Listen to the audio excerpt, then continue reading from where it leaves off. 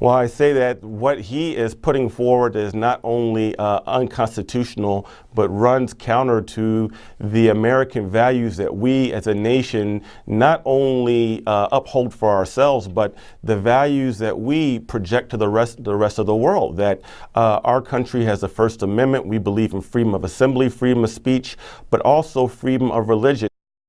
Discrimination is something that has unfortunately been a part of our country for as long as history has proclaimed. But it is something that we, as Americans, can fight. We have the power to rectify our country's past mistakes and prevent them from being repeated.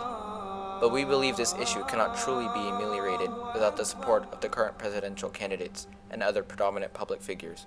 And if we stand for anything, we have got to stand together and end all forms of racism, and I will lead that effort as President of the United States.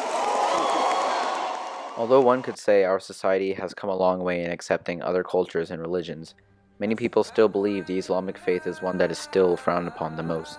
In 2015, the number of organized anti-Muslim hate groups has increased by 197%. Ever since then, we have seen a myriad of hate crimes committed against the Islamic community, from racial slurs being shouted in public to murderous attempts. But one thing many nationalists of our country fail to remember is that our Constitution provides anyone in our country with certain unalienable rights, one of those rights being the freedom of religion. How do you feel society's treatment towards Muslim immigrants is like today?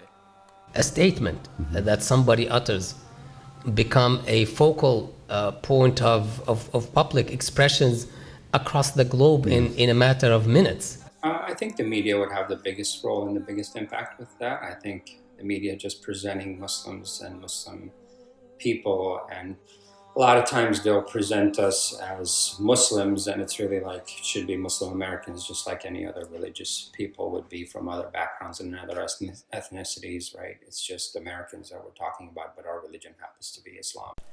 There are those that believe Islamophobia in the United States is non-existent, that it is more of a misunderstood concept. The concept being that the United States is just taking the necessary security precautions and ensuring the safety of its citizens from immigrants who could present a potential threat. So when they say that the U.S. is racial profiling people, and I measure it against what I see, U.S. has no racial profiling. They do it only for security of the U.S. And it's supposed to be standard. You have to have that, to have security in your country, for the future of your kids, your future of your generations. And the reason for racial profiling is, as evidence in the Pensacola recent shootings, there is a definite correlation between people who are being radicalized and a particular faith. It's unfortunate because it has taken the faith to a place that most Muslims have no interest in going. What do you believe has caused many Americans to have negative feelings towards the Islamic community? It's on Muslims, so I think they look at us with suspicion, and somehow all Muslims are out like to do evil or to do things that are going to cause harm to society for whatever reason. It is the common opinion among American journalists that the media plays a major role in the overall visage of the Islamic community. More specifically, they tend to heavily taint it. In an interview after the Paris attack of 2015 with Yasser Laoudi, a French anti-Islamophobia activist, CNN anchor John Voss asked him, "Why is it that no one within the Muslim community in France knew what these guys were up to?" To which Yasser responded, "The world's 1.6 billion Muslims should not be held responsible for the actions of a few extremists. Sir, the Muslim community has nothing to do with these guys. Nothing," he said. "We cannot justify ourselves for the actions of someone who just claims to be Muslim." There are many other examples like this interview where news outlets and other media platforms deviate towards the common play of indirectly making the entire Islamic community appear to be responsible for the horrendous acts of these individuals who use the Islamic faith to justify their terroristic actions. I unfortunately think the media goes the exact opposite direction. For the most part, the mainstream media, it has a very strong liberal bias, and they will look for any excuse other than radicalization to explain some of these horrific tragedies.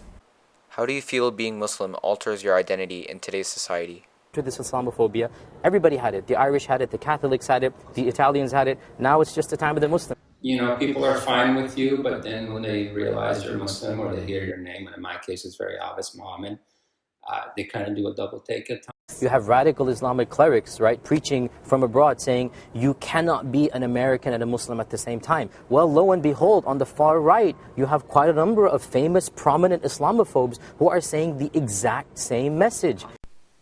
Some people may say that they are justified in their fear of the Islamic community, whether it be because of what they believe a Muslim should look like, therefore associating anyone who does as a Muslim, or if they fear the followers of the Islamic faith itself. And there are those that believe Islamophobia is actually the misunderstanding of the United States trying to take the necessary security precautions to safeguard its citizens from potential threats. And although these news and media platforms may be justified in reporting the terroristic events committed in the name of the Islamic faith, the way they conduct their reporting delivers the information in such a way that indirectly fuels the viewer's belief that all Muslims are bad.